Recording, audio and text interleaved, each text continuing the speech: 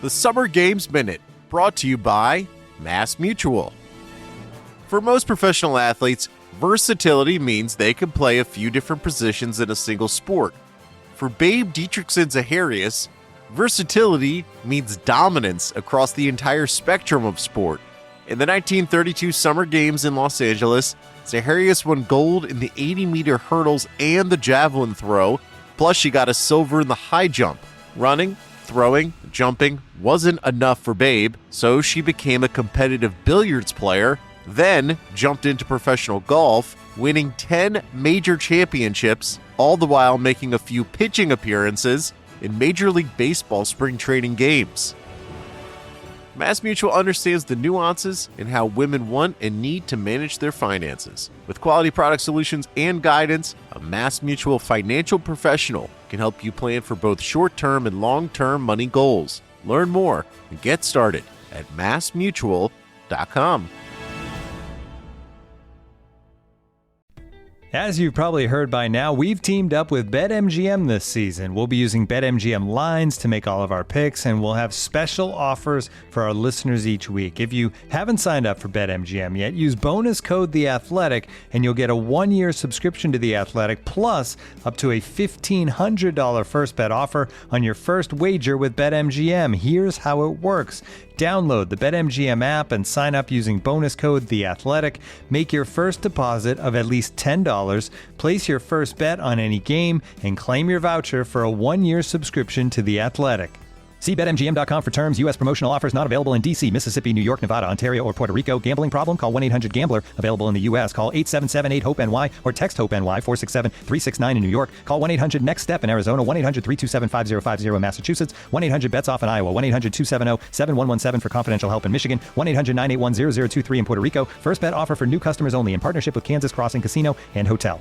Don't forget, if you haven't signed up for BetMGM yet, use bonus code The Athletic, and you'll get a 1-year subscription to The Athletic, plus up to a $1,500 first bet offer on your first wager.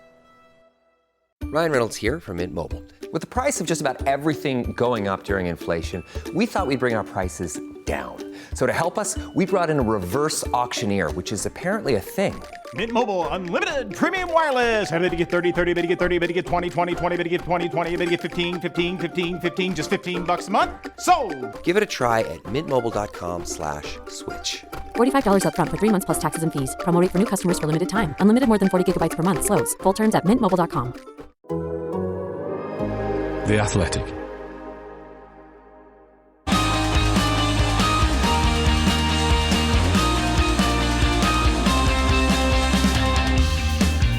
The race is on, and with McLaren ending its win drought in Miami with the help of another effective upgrade, should we expect it to be a regular threat for the rest of the season? I'm Edd Straw, and to answer that and listener questions, I'm joined by Scott Mitchell-Malm and Ben Anderson.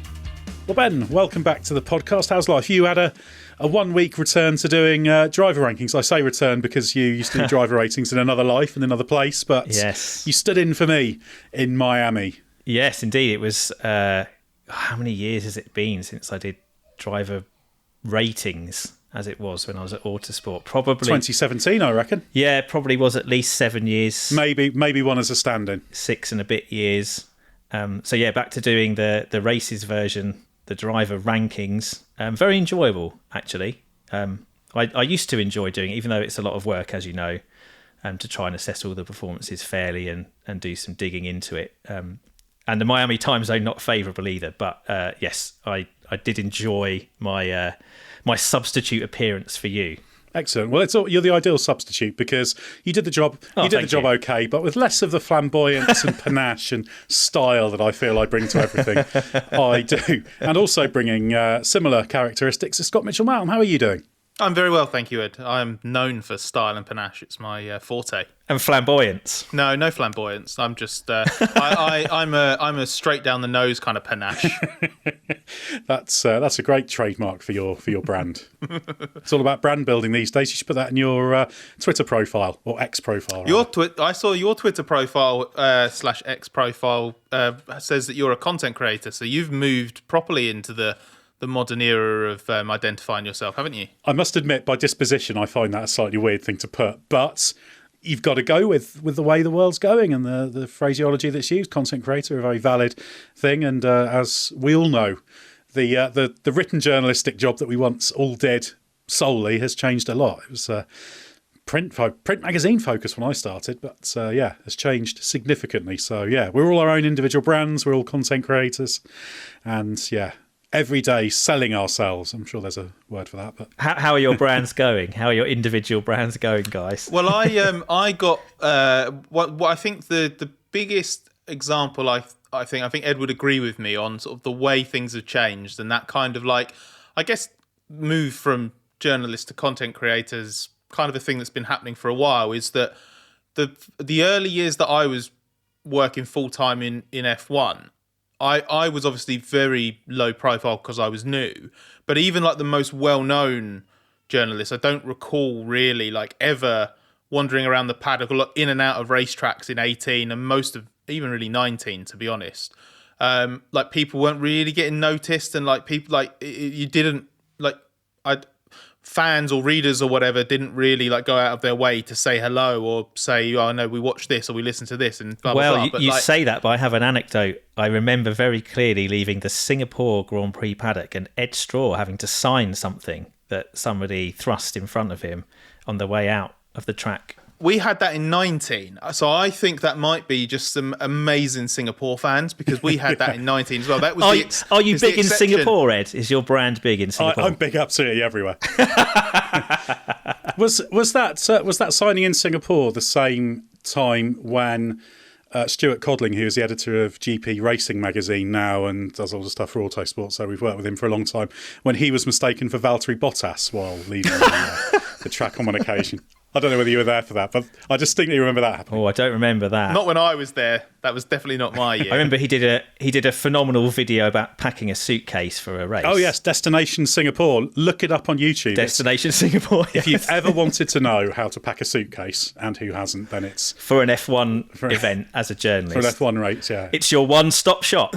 But the way it's changed is like, obviously, especially with the stuff that we've done on the race, like this platform in particular, with the podcast and the videos and whatnot, the diversification of kind of like how we engage with the audience has grown massively over the last few years, and one of the most awesome consequences of that is the escalation in the number of people who incredibly kindly go out of their way to say hello to us at races. Like on the way back from Miami, I got like two guys we were in the security queue at Miami airport, and like it just looked like, you know, where you have like the zigzagging lanes almost that go like up and down next to each other. Yeah. We just happened to go past, and they just leaned over and just went, "Oh, are you from the race?" And then they were just like, "Oh, we got massively into your stuff during COVID and stuff." And like, it's amazing. Like that never happened a few years ago, and it is such a like, it's not even just like a job affirming thing. It is just a really nice life affirming thing. It's a really just objectively lovely thing to happen, and that never happened before. So that's obviously, like, shout out to the race, because that wouldn't have happened without this growing into what it has. But in a sort of like semi-serious reference to our brands, which is such a douchey way of referring to it, definitely I would say our profiles have definitely grown over the last few years, but in the most kind of like nice and humbling way. Not in a way, like Ed walks around like he's the cock of the walk all the time anyway. Famously so. So like, hasn't changed anything about his enormous ego, but the rest of it is just wonderful. It's a testament to your straight-nosed panache, Scott. Exactly.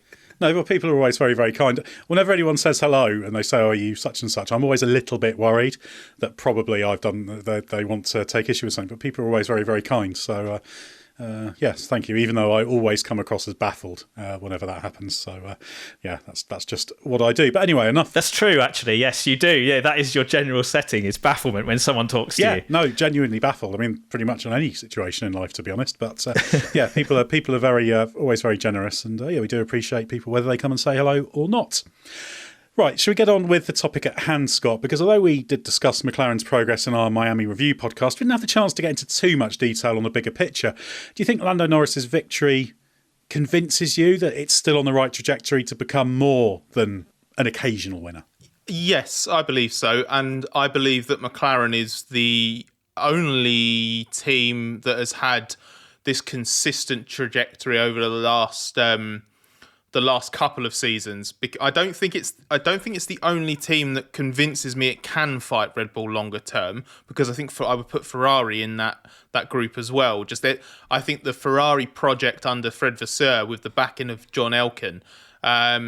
I don't name Benedetto Vigna, the CEO, in that, just because it feels like he's focusing on company stuff and other stuff. Like, I don't see, like, he crops up in the garage and stuff like that, but I get the feeling that there's a bit less interference, and Elkann's the one who kind of steps in with some firepower when Vasseur needs it. Like, Vasseur says, I want Lewis Hamilton, so Elkann's like, oh, I'll make it happen. The oversimplification. I know him. We're mates from a Google thing. I'll sort it out, Fred. Exactly. Oh, we're going to the same fashion show. Don't worry, I've got this, Fred. That's right, So I think like that project is more convincing than it's ever been. Like the Ferrari thing, like, I can't remember a time where it was more confidence inspiring to think that actually Ferrari could get its act together consistently. But outside of Ferrari, when you look at like Aston Martin's had this kind of like peak fall and now it's at like an okay level. Mercedes has just kind of plateaued since falling at the start of 22.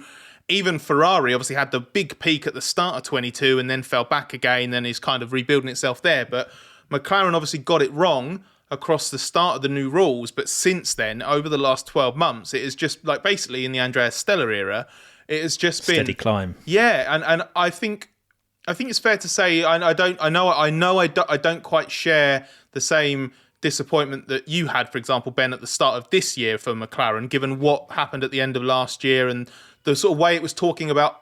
I think one of the problems was I think they were kind of talking about 24 as a whole when they had like really lofty ambitions for 24. But it's almost impossible when you go into launch season not to interpret that as basically from the start. So it wasn't quite there at the start of the season. That was a bit disappointing. But even its like quote unquote disappointing form was still actually quite good. And it was like clearly signs that it was still better than Mercedes and Aston Martin. And it was like nipping at Ferrari's heels.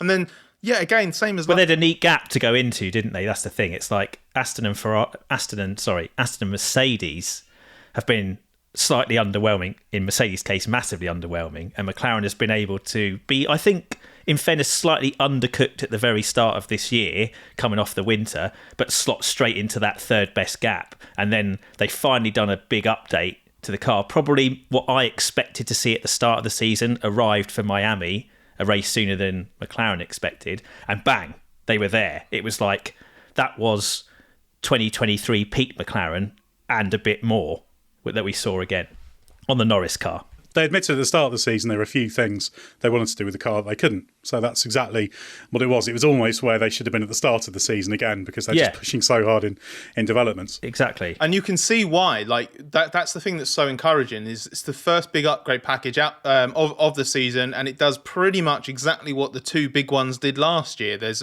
a clear performance improvement. I mean, we have to be a bit careful not to read too much into it due to some other circumstances around Miami. Let's see what the next few races do, but really it was tyre limited, wasn't it, as well? It's just encouraging because to a greater or lesser extent, everything they're trying to achieve and saying that they're going to achieve then does get realised, and I think that is what like I understand why there's some skepticism around like Norris's commitment to it and you know what he saw in McLaren a couple of years ago, for example, that the rest of us didn't.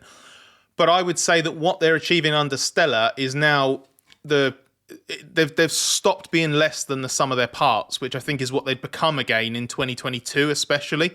So I see why Norris is wedded to McLaren, and I think if Norris hadn't done that new deal when he did in pre-season, and then you find out that Lewis is leaving Mercedes, there's suddenly a seat there and all of this, I think it changes nothing. I don't see why you would leave McLaren at the moment to go to any team other than Red Bull, and I think you'd only leave McLaren to go to Red Bull if you were going there to replace Verstappen, not to drive alongside him. And I think the really positive thing is under Andrea Stella, they've changed quite a few things in the way they work. Obviously, there's been loads of infrastructure investment. The wind tunnel has been built and is online. Their production turnaround better, beefed up composites department, all these things, but also just their way of working, their way of analysing their aero performance, that kind of thing has evolved and changed. And I think there are discernible gains in the way that team's operating, and also completely removing themselves from any sort of excuses, because I remember Andrea Stella saying, well, like last year, well, we can't just be waiting for something else to come online. There's still more we can do to maximise everything we've got, even before these things come. Well, he's not an excuses guy, is he? No, he's somebody not. who's he's so rational and analytical about everything, whether it's his team or outside of his team, which is one of his major strengths. Exactly, and I think this is a team that doesn't mislead itself or trick itself with its development numbers, and I think that's why it should carry on. And in fact, on that topic, Ben, obviously we're going to tackle lots of questions from the Race Members Club in this episode, but the first one from Ben Hawkes is particularly relevant to what we've just been discussing. And the question is it too early to say what McLaren's upgrades could mean for the rest of the season? In terms of the competitive order or in terms of McLaren itself? Well, what McLaren can do, I guess it's both, isn't it? It's can they... Yeah. Basically, it sounds a bit like, should we expect them to win a bit more often now? Potentially. I mean, Andres Stella was quite guarded on this, wasn't he? He said it was, I don't think he used the word ridiculous, but words to that effect, to think that what we saw in Miami would paint the picture for the rest of the season. He said he doesn't want to sign that statement. Yeah, yes, okay, yeah. I mean, that they'll definitely win more now. Yeah, and obviously that victory still owed something to circumstances as well. The car was quick, but Norris didn't have a complete handle on it throughout the weekend, and he needed some help from the safety car to give him the track position in order to execute the victory. So Stella's right to be a little bit cautious in extrapolating that to mean, yes, McLaren are there and we're going to start, carrying the fight to Verstappen every time and picking off race victory after race victory. I think also there's a certain offset to bear in mind in terms of where teams are at with upgrading their cars. Red Bull did some quite minor things for Japan after a big off-season overhaul. I'd expect to see some more from them as we go through the year. Ferrari have got an update coming for Imola, I think, which is probably their first big thing that they've done since the winter overhaul. And I feel like with McLaren, Miami was kind of the winter overhaul I certainly expected to see and didn't quite see. So they've kind of done a bit of a leapfrog to be around Ferrari level, maybe slightly ahead, but not definitively ahead of Red Bull. And I would expect that McLaren will brace themselves for Ferrari and Red Bull particularly to find some more performance in the coming races, and then we'll see how things shake out. But I do certainly think that McLaren will be less worried by what's in the rearview mirror. Mercedes and Aston Martin, I think, are becoming less of a concern competitively than they were last year when McLaren were on the rise. I think it doesn't fundamentally change the narrative, which is McLaren is kind of battling along to get up to Red Bull's level, and really it's probably all about 2026 more than anything. They've still got the long, slow corner issues. There's still some trickiness to drive, but they keep adding downforce and performance to the car, usable downforce to the car. So it's all positive. Yeah, they're third best, but they're a better third best, aren't they? Exactly, yeah. But perhaps scrapping with Ferrari to be second best now. But I think the really positive thing is, I think even on weekends when Red Bull was struggling a bit, there have been plenty of times over the past 2 years where if Norris got track position over Verstappen, like he had for that restart, he'd have no chance of staying ahead. So this is the thing, because there's a virtuous circle when you've got the advantage at the front, because you've got a little bit of leeway, you can manage everything to the nth degree, and that makes you even more competitive. But the reverse is true, and when people get closer, and sort of Ferrari and McLaren just inch a bit closer, it's easier for them to disrupt you. It's easy for you to be disrupted by bad luck, etc. So there might be a kind of gentle trend. I still think Red Bull are going to be winning most of the races, but McLaren can, I think, hope on a day when Red Bull hit problems or when they have a bit of luck to be in a position potentially to win, although the battle with Ferrari's still very close. Scott, while we're here, we've got a question from Brandon about Lando Norris's win, who says, I'm super happy to see Lando finally get the win he deserves, but as I was listening to the commentators, I yet again heard mention of Lando's engineer coaching him through the laps. I know this happens in F1, but I seem to always hear about it with Lando. I'm thinking back to Austria, where Lando needed to get within 5 seconds of Lewis for a podium spot, and his engineer coached him through 2 laps. Energy here for 5 seconds, mode whatever here, third gear here, you get the idea. I feel like this cheapens the win, and I don't hear people mention this stuff happening the way they do with Lando. Is it a normal thing that happens, and I just don't hear about it as much? I just think drivers should be out there driving and making decisions, and not having their engineer guiding them through each corner and lap the way I've heard Lando's engineer do. Well, I think I think it does happen to different extents, quite a lot. It'll happen with Verstappen and Hamilton, for example, at different times.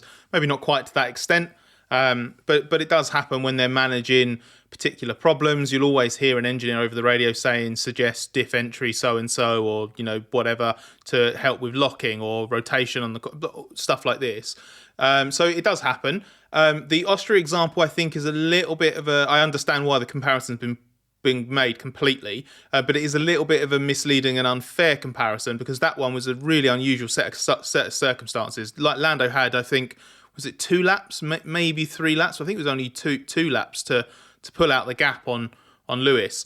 And that would have involved a use of the battery that basically only McLaren on the pit wall would know exactly how to do that. That is a function of the formula, not of the driver not knowing what to do, and therefore the engineer having to coach them. That's where I think that kind of stuff would be cheapened, if it's the drivers being bailed out by their team, basically. But that wasn't it. That was basically the team telling Lando, you've got everything. Like, we can throw everything at this, but this is how much you've got it for. So deploy it here, deploy it there. Lando's still got to drive the car through the corners. So I don't have a particular problem with that, and I don't think it cheapens it purely because of what I said about, like, it's just the nature of the formula. Like if you've got the teams would FIA, they tried to push back against this whole thing, didn't they? Back in like 2015, I think it was, quite early into the hybrid formula, because everyone was making this very argument that the drivers are being coached too much, told what to do.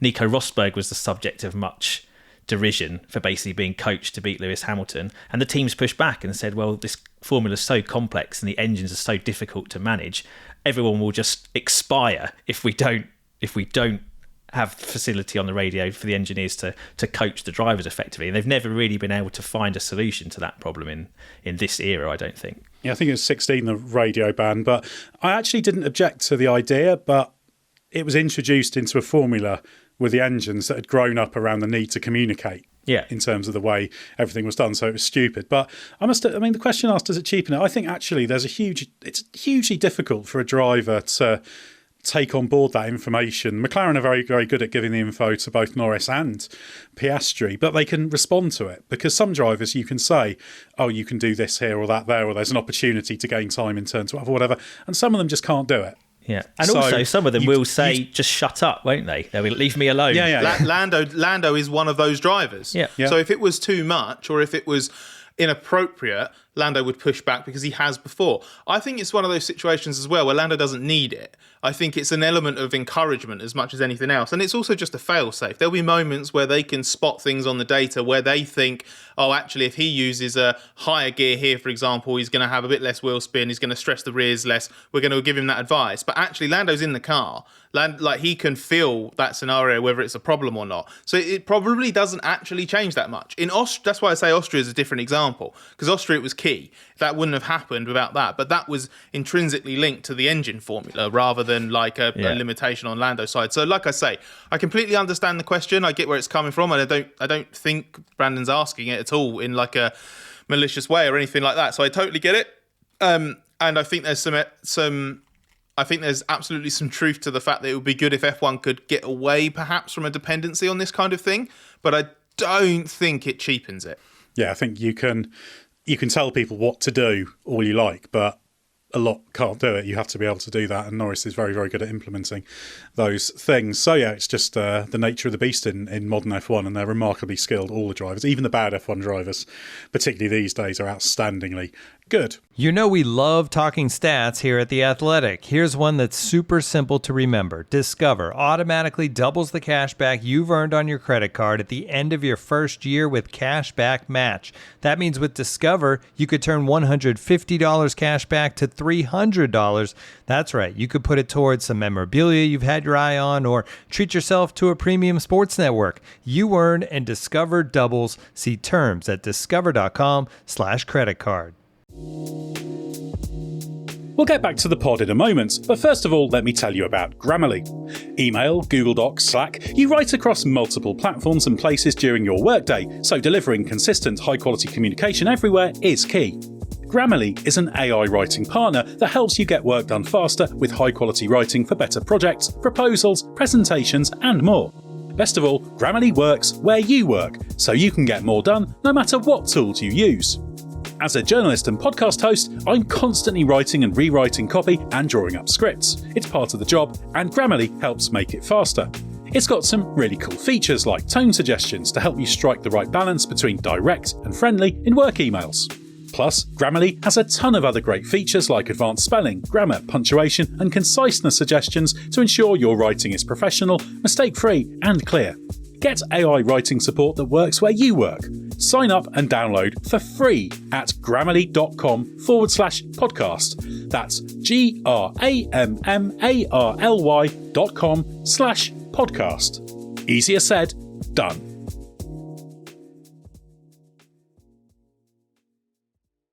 Ryan Reynolds here from Mint Mobile. With the price of just about everything going up during inflation, we thought we'd bring our prices down. So to help us, we brought in a reverse auctioneer, which is apparently a thing. Mint Mobile Unlimited Premium Wireless. How to get 30, 30, bit to get 30, bit to get 20, 20, 20, bit to get 20, 20, bit to get 15, 15, 15, 15, just $15 a month? Sold! Give it a try at mintmobile.com/switch. $45 up front for 3 months plus taxes and fees. Promo rate for new customers for limited time. Unlimited more than 40 gigabytes per month. Slows full terms at mintmobile.com. Well, let's move on now to a series of questions from the Race Members Club. Thanks to everyone who asked questions. Obviously, we get a load sent in for our Grand Prix review. There's always far more questions than we can use, so we've started tackling them in the gaps in between races, and it's great because it's given us some fantastic talking points. So, Scott, we'll come to you first with a question from Chris Parrott, who says, both Charles Leclerc and Max Verstappen spoke after the race about having to up their game in response to what McLaren brought to Miami. Are they the new benchmark in F1 2024? The they here, that's McLaren, right? Yeah, I have. Well, that's why I took it here. Yeah, exactly. No, that's fine. I don't think so. I think what McLaren is part of part of that lead group. It's not absolutely at the top of it, but it's absolutely a factor. So it's and obviously, because obviously Red Bull is still the benchmark, both in terms of performance and in terms of development and design. You still see the blueprint that they set in 22 and have subsequently visually evolved quite a lot for this year, is still inspiring people. Ferrari look like they're running a new inlet, for example, that will appear properly on the car at Imola next week, and that looks very, very close to the kind of design that Red Bull have adopted for this year's car. So you can still see it's still Red Bull that is the developmental benchmark and the design benchmark. But I like the way that we have multiple teams now that basically have to respond to each other, and there will be an ebb and flow in that battle. Ferrari, for example, I think has started the season very, very strongly. I think established itself as the clear second best, and it wasn't that long ago, Ed, that we were pushing you to do a video and explain on why Ferrari had emerged as the real threat to Red Bull above all others. And then all of a sudden, a couple of races, a big upgrade for McLaren, and suddenly it looks like Ferrari might need an upgrade to get back into that position, let alone take the fight to Red Bull. So I just think it's a fascinating dynamic, and what really encourages me is that when you get the right set of circumstances and the right circuits, I think a Ferrari and a McLaren can be within touching distance of a Red Bull. That was what encouraged me the most in that opening stint in Miami, was that Verstappen couldn't break away, and it wasn't just because it was Piastri. Piastri was in the half upgraded McLaren. You know, it wasn't even the proper McLaren that was chasing him down. So I just think there is a lead group, and there is still very much an advantage for Red Bull at the front. But unless something arrives soon that scares the crap out of me and moves the goalposts again, I'm actually encouraged that we've got three teams that look really serious, especially in the first half of the year, that could start fighting each other a bit more often. And an upgrade coming for Ferrari Imola this weekend as well that will make big improvements for them. They've obviously not had a huge amount of upgrades in season so far, so we're expecting a pretty handy step from them as well. It just shows that even though there's been a lot of that talk about Red Bull just dominating to the end of next season, and I'm pretty sure they will win the remaining World Championships before the 26 regulations, it is closing up. McLaren and Ferrari are making gains. They don't have the cushion anymore that they can have a bad weekend and just definitely get away with it. Like Miami, the caveat is that Verstappen, Red Bull, they couldn't balance that car properly throughout the weekend, and they had races like this last year where it's competitive enough, but he's not happy, and he never quite gets into the window of being happy with the car. But there was no one close enough to dethrone him. In Miami, McLaren, with a bit of help from the safety car, were close enough and did. And as Vasseur was saying afterwards, now it's closed up enough that, particularly in the battle Ferrari have with McLaren, it can swing on a couple of tenths. So McLaren introducing an upgrade that works, that brings that time to the car that Norris was able to exploit, suddenly turns it around.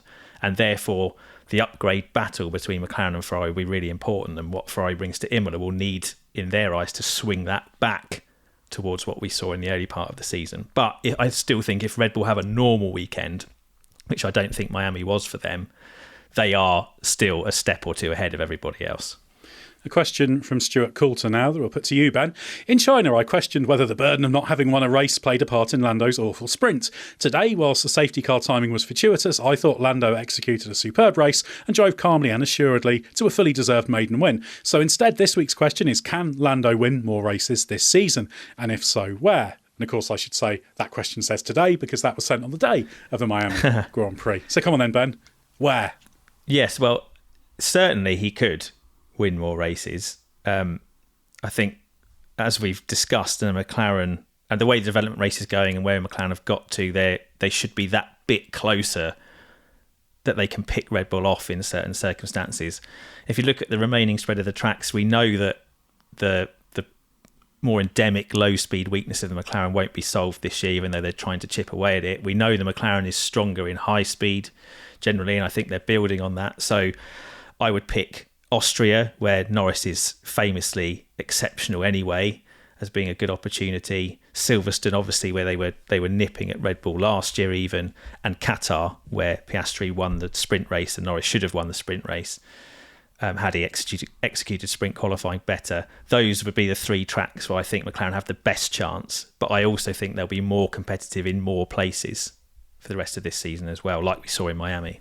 Yeah, Monaco could be possible as well, because although it's a slow corner weakness, it's the longer slow corners in particular that are a problem. But to be honest, loads of people could win at Monaco, because if you can get to the front at Monaco and you've got a half decent turn of speed, you can stay there. Well, the McLaren does fire the tyres up well. That's what we've seen in the sprint race in the wet, and what we saw in Miami. That's what helped Norris, I think, in the parts of the race and the earlier parts of the weekend where he was strong. So of course, if they happen to get the tyres working and Max has one of those more difficult weekends where we know the Red Bull doesn't fire up the fronts quite as well and it happens to hold him back in Monaco, then Norris could do it. But he's not been so fortunate with Monaco qualifying, has he? He's tended to run into some unfortunate trouble in recent seasons, and it's always a bit of a lottery there. So I think you're right, but I wouldn't identify Monaco as one of the favourite spots. It sort of depends on a lot of things falling your way. Next up, a question from Will Witchell, which I'll take, who asks, how close is the gap between Piastri and Norris now as teammates? Are they pretty much even once Piastri cracks the tyre management side of a race, which he seemed to do very well at Miami? Yeah, well, on paper, Piastri's season's been a little bit disappointing compared to Norris. If you look at the points, 41 points to 83, he hasn't been on the podium. Norris, of course, has had a win and been on the podium regularly. Piastri's been about 0.139 seconds off on average in dry qualifying, where a fair comparison's been made. So that doesn't all sound brilliant, but there's quite a lot of caveats here. He was really good in Miami. Obviously, you put him number one in your driver rankings, Ben, which I can't argue with, because he had, as we said, half an upgrade. He was giving away a few tenths. In both qualifying sessions, he was stronger than Norris, and he ran second for that first stint. And had he extended another lap or two, he could have hit the safety car and been in a very interesting position. And he had the collision with Sainz. So and Miami, not been Sainz, yeah. Exactly, yeah. So you can make a very good case. Miami, he was stronger than Norris. Saudi Arabia was the one weekend where on everything, performance and results, he was emphatically better than Norris. And there have been a few where he's just been a little bit behind. China was probably his weakest weekend. He struggled with the tyres there. But Australia was good. The main problem in Australia was Piastri, by his own admission, messed up Q3, and that put him down the grid. Then he had to make an early stop to try and undercut, to try and cover in the battle with Leclerc, but basically ended up stopping on the same lap, so that didn't make any difference in terms of the undercut battle. And then he was offset from Norris. He pitted 5 laps later. Also in Bahrain, he was right with Norris in the race, and then he got undercut, didn't he, by Hamilton, and that separated them in the results. So I think Piastri hasn't quite been at Norris's level, but it's been pretty close. So second season, still improving. He has improved on tyre management. He's still at his most formidable at low deg tracks, which is what Jeddah and Miami proved to be. So there's still some work to do there, but it's only a second season. So yeah, I still think there's a very, very interesting battle to be had there. In the long term, both are contracted to at least the end of 26, aren't they? So I think there's still a discussion to be had, but Norris is a great benchmark in his sixth season, a very rounded, very capable driver. So Piastri's close, but it's going to take a lot just to absolutely maximise every little thing. But he's still improving, he really is. It's going to be interesting to see how he fares at Imola, because that's a track that Norris has a great track record at with McLaren, and Piastri's not raced there before, so it's a new track for him, obviously, because last year's race got cancelled. Oh yeah, so right. It's a bit of a throwback to his rookie season, where in a way, where we saw those little moments here and there where being a rookie was a big setback. There's, off the top of my head, apart from the fact that Imola, especially, I don't know, I haven't been able to verify this yet, but it looks like a bunch of the runoff areas at Imola have been replaced by gravel, like quite close to the track edge. So it could be quite an unforgiving circuit, and it's a very tricky one to absolutely nail. But there's nothing about it in, like, for example, the Deg situation. There's nothing about it that screams like it should absolutely trip up a rookie. But it will just be interesting. Like, is there going to be a difference in the way that Piastri's performed versus Norris, like in the first few races versus Imola, where he has to not start on the back foot necessarily, because at least he's going to a new track with a year and a bit experience in F1, and he's got the full upgrade package as well, hasn't he? Which should be helpful for him. So it'll just be interesting, because it's just a little variable that impacts the weekend ever so slightly. Yeah, and actually one of the things where Piastri has made a good improvement this year, as you'd expect, is he gets up to speed very quickly at the start of practice now. So Imola, again, as you say, being a new track, slightly changes that, but it won't take him long. He's a very, very capable driver. The next question I'll throw at you, Scott. This is from Matt Hewitt, who actually is one of those listeners to the podcast who I did meet in person the other day. So hello, Matt. Hey. Historically, the perceived wisdom has Were you baffled when you met him? I'm always baffled by anything happening. So to be expected. Matt will probably be able to judge how baffled I was. Historically, the perceived wisdom has been that only a manufacturer team is able to compete at the very highest level in F1, but does the momentum shown by McLaren over the past 9 months and their advantage over the Works Mercedes team show that this is no longer the case? I have a feeling that the Works Mercedes team needs a bit more than the fact that it's the Works Mercedes team to just have an advantage over McLaren nowadays. I think McLaren just has a better fundamental grasp of the challenges of this rule set. Either that, or McLaren and to a lesser extent Aston Martin have just lucked into something in this rule set that just continues to elude Mercedes, for example. So I think it shows that. First of all, I think that there's a serious point to that, which is it shows that being the works team is no guarantee of anything. You still need to absolutely nail it. And we haven't really seen that in a while since pretty much since Renault lost Red Bull. Since then, obviously, there's been such a disparity between the works teams. Mercedes versus its customers, Ferrari versus its customers, Red Bull 1 versus Red Bull 2 in the Honda era. We haven't had an overt disparity or deficit for the actual works team since the start of the Renault return in 2016 and those years before Red Bull left. And now this is obviously nothing like that in terms of what McLaren has over Mercedes, but what I think it does show more than anything is why McLaren's actually right to have picked its path for 2026 onwards, because I have to admit, a year ago I was really worried with what McLaren's situation was looking like for the new rules cycle in 26 and beyond, because it was the odd one out. Aston Martin had grabbed the Honda deal, even Sauber had obviously been bought by Audi, so that's going to be a works team. Red Bull's doing its own engine, then you've got Mercedes and Ferrari, and you just, even though we'll probably never learn, but you can never quite rule out the Renault works team, just in case they do finally stop underachieving and get it all together. So it was, a team that McLaren outperformed when they had the Renault engine briefly as well. Yeah, that's true. Between Honda and now. My concern about 12 months ago was that there was a non-zero chance that we got to 2026, and in terms of the raw ingredients, McLaren could have been 7th or 8th best, just because of where the other teams' high ceilings were at. But McLaren's always said that it believes, with the way that the regulations are now in terms of avoiding as much as possible, basically, any kind of favoritism for the works cars over the customer cars and what you can and can't do. It's very strictly regulated, so there's nothing to worry about on that front. But there are different layers of collaboration that you can have as a customer. It depends on the deal that you strike and stuff like that. And McLaren basically hinted when they announced their new Mercedes deal last year that the arrangement that they have going forward just gives them a little bit closer collaboration with Mercedes, a bit more foresight on what's coming, key details on packaging and stuff like that. So it's, I don't know, I wouldn't say it's like a 2.0 version of a customer arrangement, but it definitely feels like more than just picking up an engine supply. And Semi-works.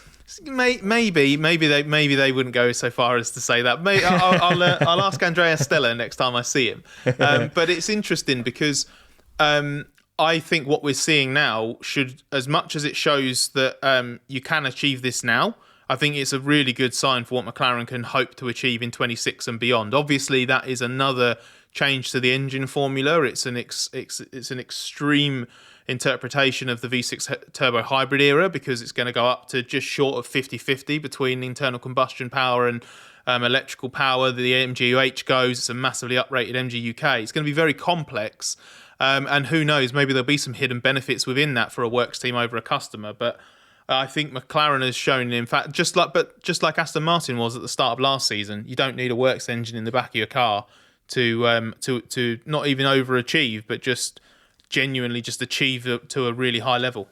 As a counterpoint to that, I think where it comes into being significant is when you consider performance potential. Ultimately, if Mercedes and McLaren want slightly different things out of the configuration because of their car concepts, Mercedes will naturally win out.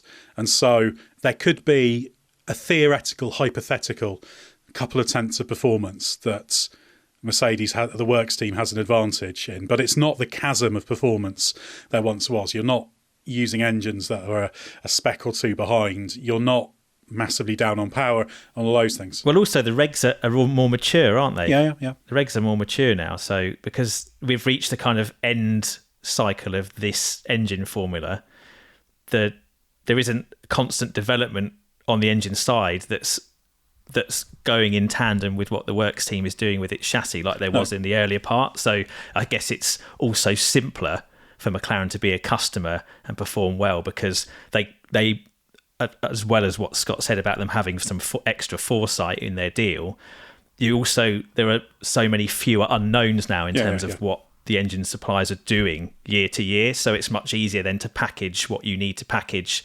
correctly with your car. Whereas, at the start of the hybrid formula, once they unpicked the engine freeze because everybody was so far behind Mercedes, it was a much bigger moving target, and there was endemically a much greater advantage to being a works team. I wonder how much of a difference it makes at the moment, because the relative competitiveness of Mercedes and McLaren means that usually what you were talking about there, Ed, manifests itself in that the works team has an inherent advantage that the customer's playing catch up to because something's been designed around what the works team wants. Yeah. But right now, you wouldn't want what the works team wants from the car. So it could be a hindrance.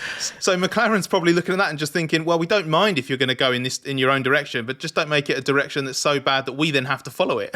I think the only time where it really become a disadvantage is, again, I'm talking about performance potential. Let's say for 26, Mercedes and McLaren both get absolutely 100% out of all their performance potential, do everything absolutely perfectly. Obviously, this just doesn't happen, but you get absolutely everything spot on, every opportunity you've got, then the Mercedes will have a slight advantage just because of what they can do with the configuration of the hardware. It's impossible to quantify that. It's not seconds.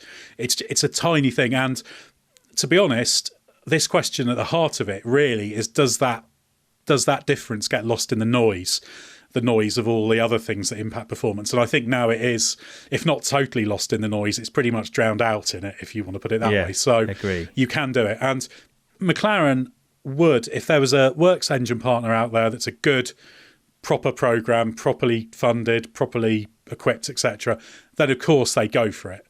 But what the customer engine isn't anymore is a guarantee of mediocrity indefinitely. Well, I'll just go back to what Stella said last year when, because I did ask him about this, where I'd said earlier about the point being left the odd one out. I put that to him, it was about a year ago, and he said that you basically have I can tell. This may well have been an off-the-record conversation with him, but he doesn't say anything explosive, so I'll say it anyway. He said basically you basically have three choices. Your first choice, your number one choice, is, as you say, Ed, a pucker works engine deal with something that you absolutely is going to nail. In this situation, it would be a Honda type, so someone that knows F1, has been around, proven track record. Your second choice, except you have to pay them. Yes. Your second choice is the financial impact is worth considering as well. Actually, yeah, that's a throwaway remark, but it is significant anyway.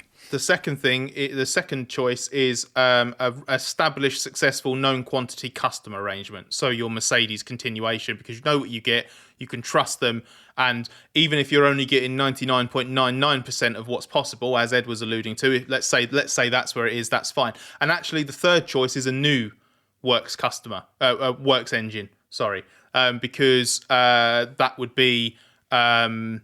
That someone, like, if it's unproven, if it's a risk, for example, reading between the lines, that's like an Audi kind of sort of situation, I think. Then I think the unspoken thing was the fourth option there, which they never considered, never seriously considered, is a customer of a new manufacturer. For example, Zach Brown went and visited Red Bull Powertrains over the winter before last. Yes.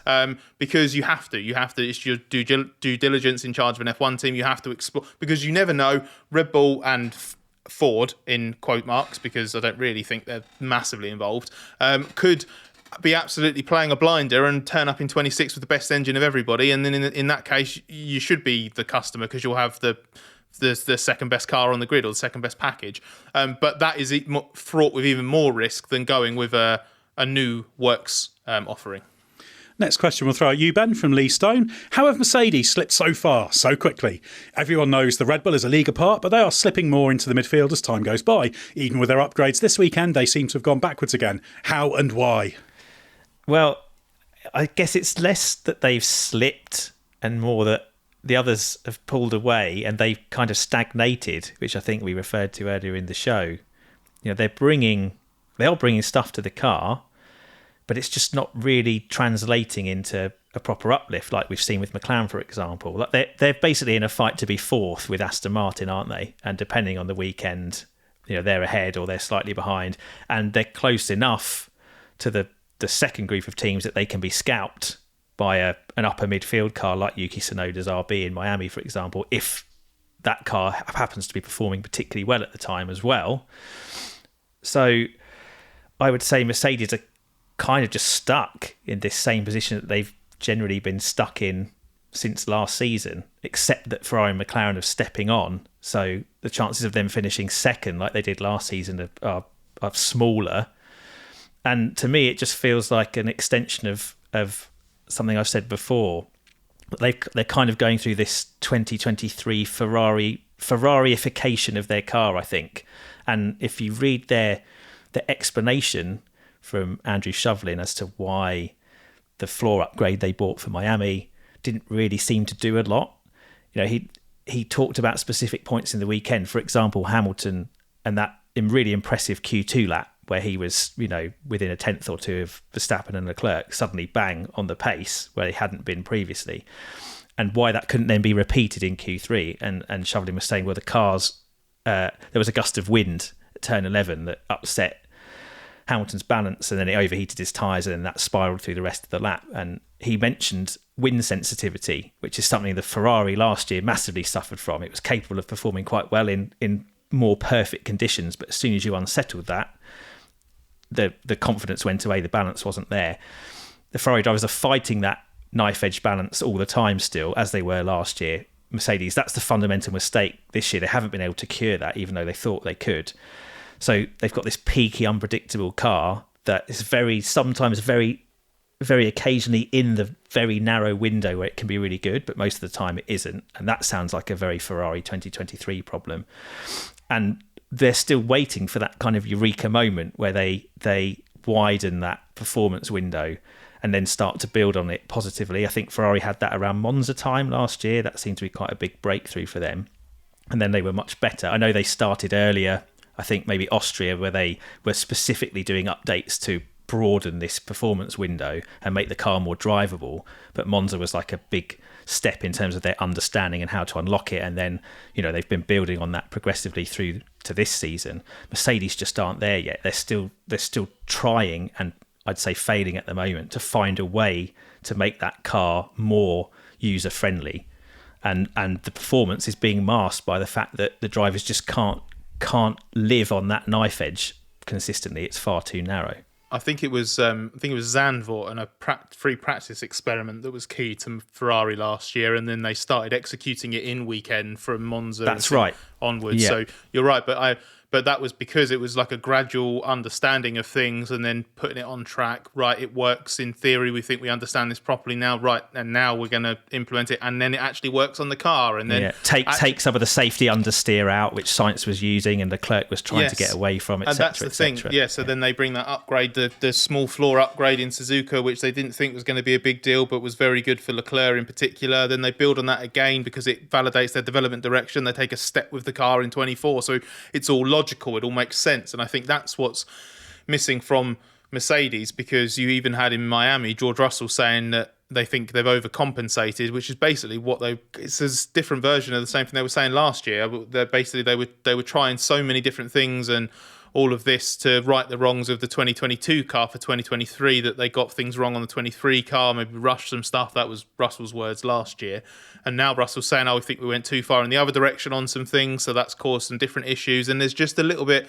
I don't think they're. I don't think it's. It would be disrespectful to the process, I think, to say it's trial and error, but it's a little bit less understood, I think, and a little bit less clear cut than we've seen progress made by Ferrari and McLaren. The only thing is, because I don't want to. We've heard the song too many times before to really believe it. Obviously, like I think it was Wolf was saying in Miami that now that it's just a case of developing and bringing upgrades because they understand the problem. So they've got upgrades designed to fix the problems. We'll obviously believe that when we see it, just because of everything that's gone on over the last couple of years. But once the fullness of the Miami weekend played out, the only modicum of comfort and confidence would be that Hamilton had probably his best Sunday of the season. Yeah, I'd agree with that. It's certainly the happiest I think he's been after a race on a Sunday. Seemed quite pleased. He was on the second Red Bull on the medium tyre at the end. He was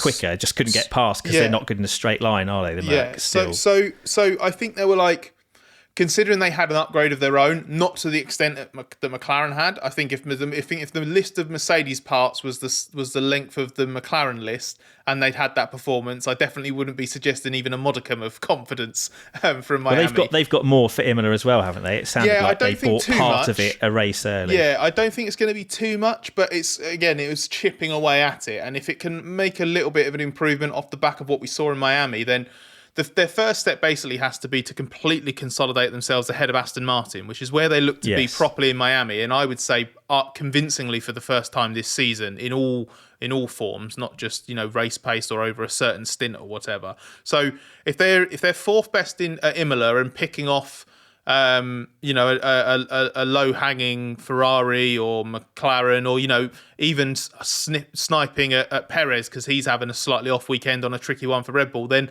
there's at least a trend there. Because I think the first 5 weekends of the season, that car just looked fourth or fifth best at best, really.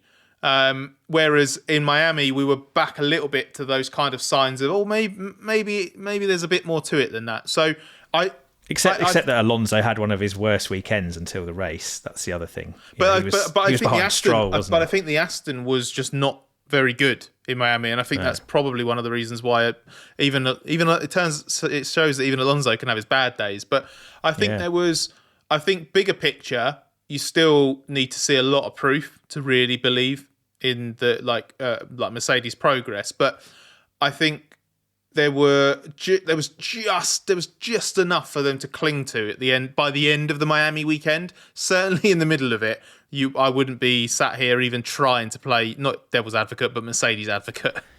I think the other thing related to that is how, if you think in testing, like how they had 3 days, 3 days, wasn't it, to effectively just keep hammering away, and by the end they were quite satisfied with where they got the car to. I still think that they they struggle, and sprint weekends really expose this. They don't have the track time or the confidence to be able to nail the setup of the car without that extra track time. And so, yes, by the end of the weekend, they're feeling like they kind of have a handle on it. But it's too late by then.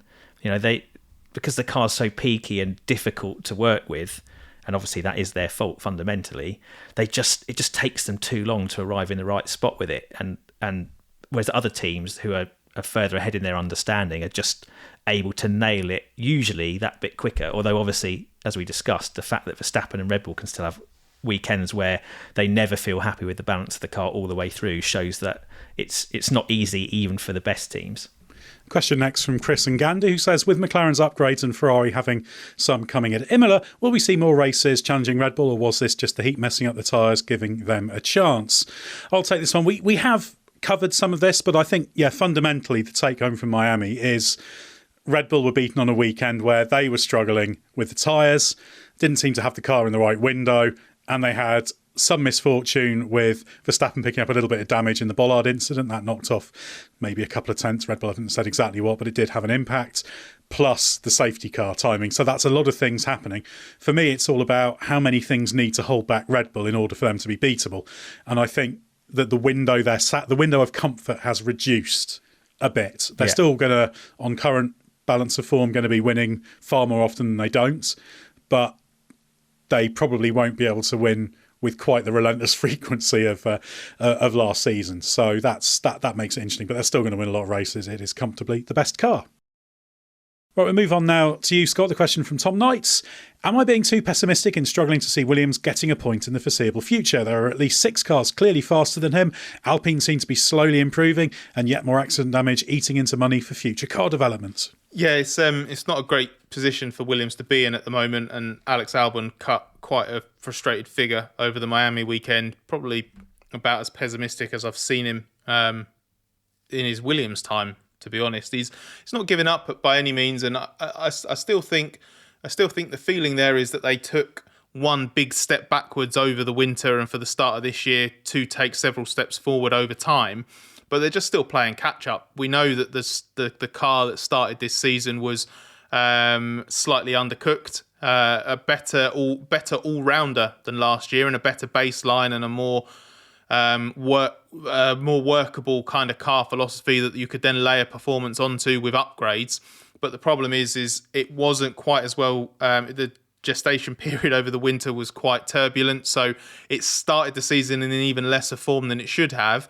And then they haven't been able to kick on with upgrades and development work through the year because of further knock-on effects of that difficult winter, where they've had setbacks with multiple crashes and they've had to try and spend a load of time to get this spare chassis, which they finally had, I believe, over the course of the Miami weekend, which just means that they're just missing upgrades, missing performance. They're being out-developed, and they already started the year outside the points and really needing some assistance to try and get into the top 10. And now, in Tom's question, Alpine, for example, have been very diligently chipping away, and for the first time this year in Miami, Alpine had both cars under the weight limit, started to play with ballast a little bit even.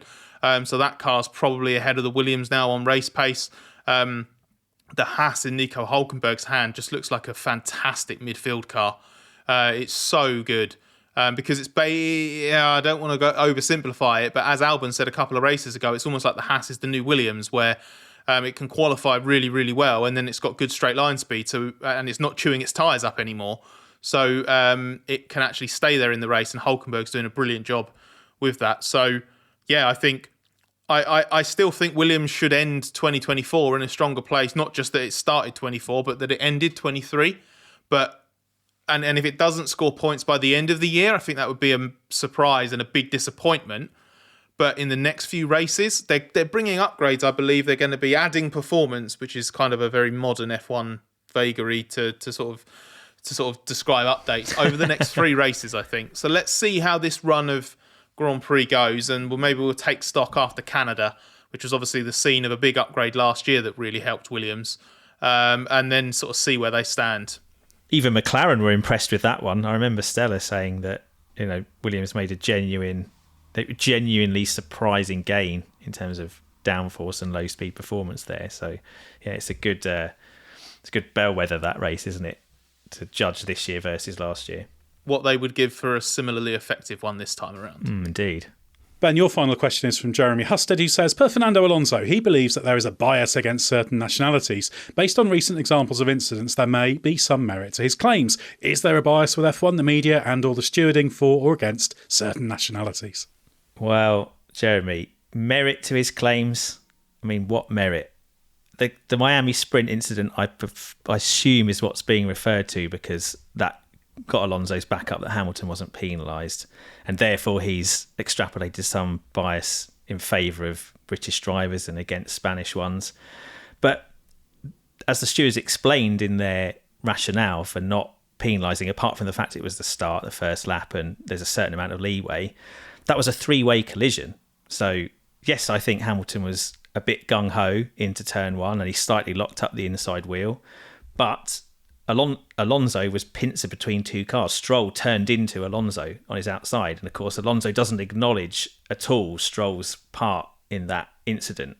I wonder why. Not going to call. Yeah, exactly. Yeah, he's not going to call out the son of his paymaster. So all the focus from Alonso is on one car, but the focus of the stewards is on the whole incident and every car that's involved. And you can still argue whether it was fair or not that Lewis got away with it, but it wasn't so straightforward as Hamilton barreled down the inside and skittled the Aston Martins into Lando Norris and caused mayhem. It wasn't that straightforward. And I feel like Alonso is on this tirade because he's come, in his eyes, off on the wrong end of a few decisions consecutively, a bit like, a football supporter, their favourite team, not getting penalty calls or whatever. You start to believe in this like conspiracy against you and your side. But this goes back to Australia. Alonso was penalised there because he drove erratically and basically brake tested George Russell's Mercedes. And I think he's been talking, Alonso, to his fan base since then, because he's trying to double down and deflect from the fact that he was effectively caught with his pants down doing something naughty and trying to cover it up. And I want to give props to Nico Hülkenberg, because when every driver was asked about this penalty and this incident of a guy being ahead of another car and being penalised for a crash that happened behind him. The Thursday of Japan. Hülkenberg was the only guy to say Alonso changed his story. When the incident happened, Alonso was on the radio going, oh yeah, engine problem, this, that and the other, there's nothing I could do. And then when the steward said, we're going to have a look at this, suddenly it was a different storyline, and Hülkenberg called that. And that is the reason that Alonso's being defensive. Like he's been caught between those two positions, and now he's doubling down on this argument. I think, again, talking to his fan base, that the stewards are out to get him. That he's done no wrong, and it's just a strange thing. And of course, then you've got what happened in China with the new racing guidelines and him getting on the wrong end of that, and this right of review once again being abused. Basically, that just feels to me like more just the team supporting their driver in trying to, deflect away from anything he might have done wrong. This is all just being swept into this broader narrative that the stewards are wrong and out to get him. I mean, the stewards often come in for criticism, and you can criticise the way the FA has dealt with the rules for a lot of reasons, but I don't feel like this year that's been quite so bad, and I certainly don't feel like Alonso's being singled out. And if we want to talk about bias more generally, well, philosophically, you can't ignore bias. Everyone has it. All you can do is be aware of it. And if you're a professional, like the stewards try to be, and like we try to be in the media, you can only have awareness of your bias and try to park it to one side and make the best rational, objective judgments you can based on the evidence you have in front of you. And to the stewards particularly, this idea that there's some kind of nationalistic bias, I mean, I think it's ridiculous. The stewards are a rotating panel, a rotating cast of people from all sorts of nationalities. I know that creates criticism that the decisions are inconsistent, but actually in this case it strengthens them against bias, because you're not getting the same people with the same biases making the same decisions all the time. I don't see how those panels that are different at each race have it in for Fernando Alonso and are out to get him or Spanish drivers in particular. It's always worth reading the decisions as well, because as you alluded to there, the stewards are always told to look for whether someone is wholly or predominantly to blame. The way they parsed that sprint start incident, they said there were 2 collisions going on, multiple factors, therefore no one can be wholly or predominantly to blame. Now, you might not agree with that, but that was the rationale. That was what was put forward. I don't think there's anything more nefarious than that. You could argue that Hamilton was too aggressive at the start. He did make a big misjudgment. If he'd been penalised for it, you wouldn't have thought, well, that's grossly unfair, because he did make a mistake. But yeah, I don't think it's anything more than that. The problem is in the way the terminology and the rules are set out, because every time they try and put guidelines in, you box yourself in and stewards have to apply them in a certain way. And the final question, which I'll take, is from Ali H, who says, will Lando's win and a pretty exciting sprint race do anything to change opinions about racing in the US in general? Vegas was also a good race, but it feels like the general negativity about F1 being Americanised, an unambiguously derogatory term, still hasn't improved. Well, it'll certainly... Before you answer this, Ed, I just want to dive in and say I think the main thing it should start to change maybe is about racing in Miami, because I thought Miami needed that race more than the US needed that race. Yeah, 100%. And venues are often at the mercy of things happening in races. Remember the first Baku race in Azerbaijan? Everyone hated it. Unfortunately. Yeah, boring track. And then, of course, it's now one that everyone loves. And sometimes you are at the mercy of events, although different track configurations can create different things. I think, the Americanisation, I do think it's used as a derogatory term, which I think is a bit of a mistake, because actually there's a lot of positivity in F1 about some of the Americanisation Liberty has brought into F1. I think probably the bit about Americanisation that I like the least is the obsession with having loud music everywhere, which is an American sport thing. I love going to American sport, but I don't like the fact there's just loud blaring music all the time, so you can't have a conversation, you can't hear anything. But that's just my own sort of thing. I think by and large people like it. Drivers, teams, everyone quite likes going to the US. I think where F1 has lost out sometimes is their relentless pushing of how brilliant the American races are, particularly Miami and Vegas. If you portray something to be the absolute greatest thing ever, and it's not, say it's the 5th greatest thing ever, then it's a bit of a disappointment. So I think some of the comms, the way F1 pushes stuff, is a little bit over the top and generates a pushback. But I think 3 races in the US, absolutely fine. I'd argue there's definitely space for a 4th in the US, up in the northeast somewhere, up towards New York way, something like that would be brilliant. And people in F1, I think, are generally Bernie wanted that for ages, didn't he? Yeah. Well, there was the New Jersey Grand Prix that Chris Pook was involved in for a while, but it didn't come off. So yeah, I do agree we have to be careful about using Americanisation as a blanket derogatory term. And there's so much that Liberty's done that's been good. I have been critical of certain elements of what they've done, but the net effect of Liberty Media has been massive. And plenty of what they've done has been bringing in things that have been done in American sports, because some of the big American sports are really well run, really well built up, and work extremely well. My loud music complaint is probably just me more than anything else. Evidently people quite like it, but... It baffles you, Ed, doesn't it? It baffles you, like people talking to you. Well, the thing is, I can't hear people talking to me if there's loud music. Perhaps I like that. I don't know. But yeah, I think there is positivity about F1, but I think, like so many things, a bit like the reaction to the sprint races, the thing that gets me most about sprint races is F1 bends over backwards to tell you how astoundingly brilliant it is. They tell the broadcasters to talk it up, etc., etc., and you get pushback from that. Things that stand for themselves. The Miami Grand Prix has always been... sprint races, although this is not meant to be about sprint races, but since you brought it up, I'm suddenly converted after Miami, and I haven't really been a fan up until now, and was in my head thinking, actually, it's better just to have the traditional format. I was suddenly in the Max camp of let's just have the practice sessions and what have you. But Miami, I was like, actually, FP1 is just FP1. That's the same.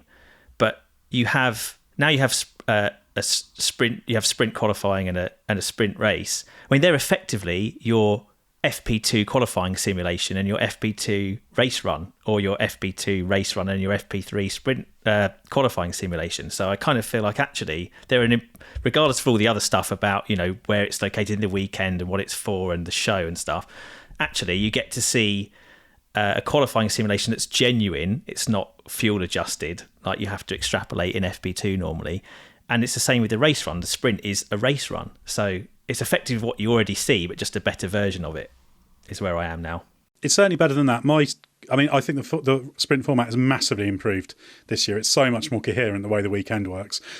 I just still think it's a missed opportunity, and that's the one thing that I find strange. They make a big thing about the sprint being this own fantastic addition. And yeah, it's better than free practice sessions, but that's a low bar.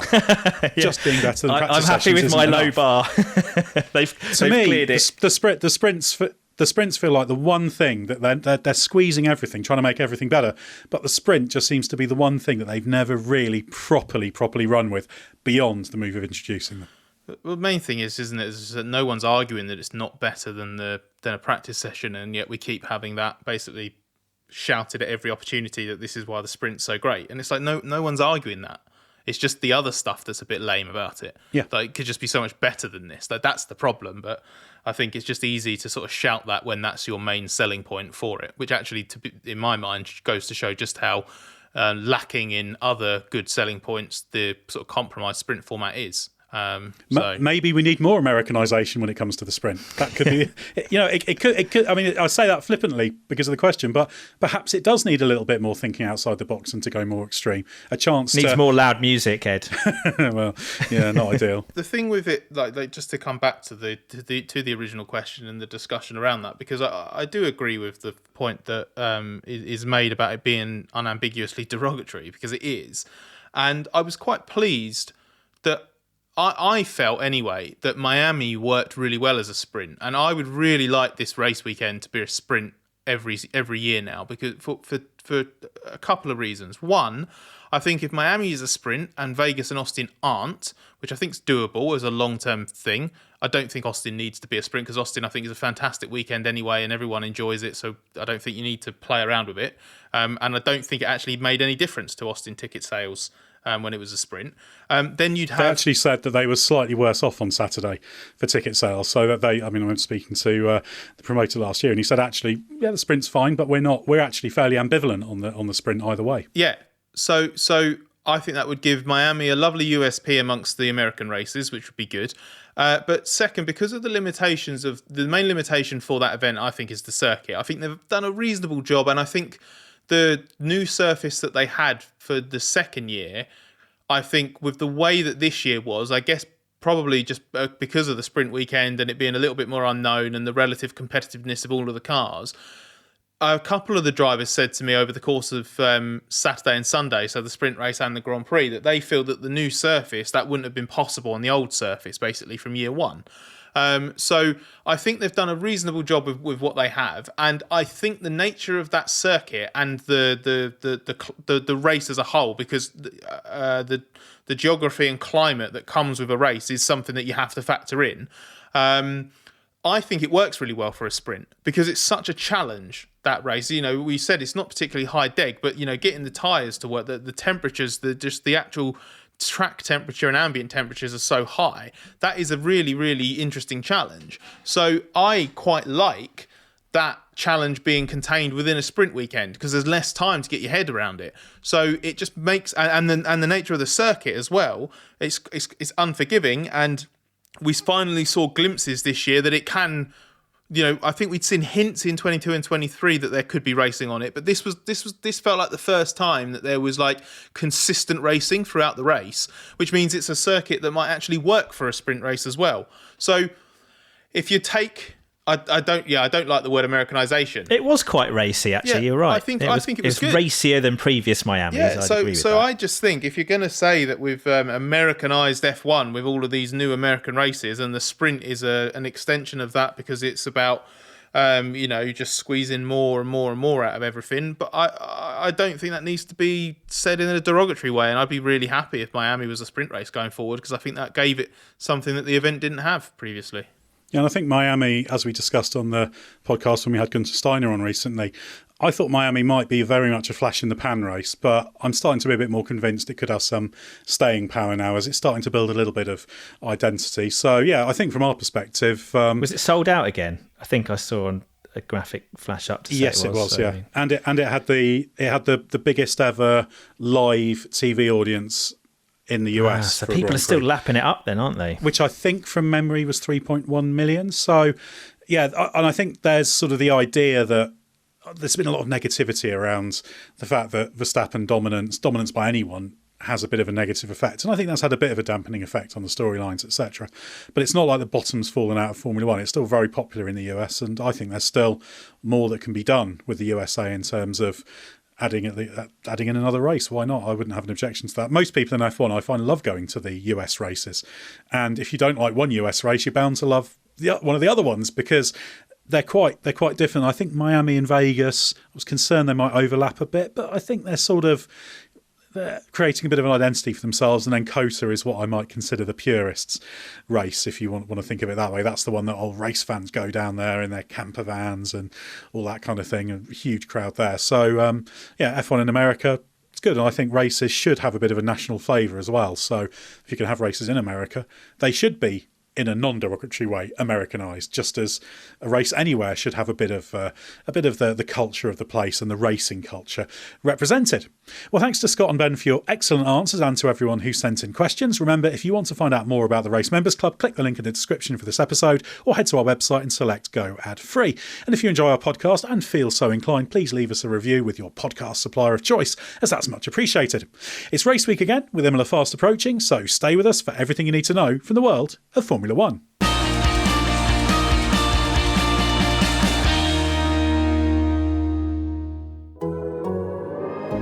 The Athletic.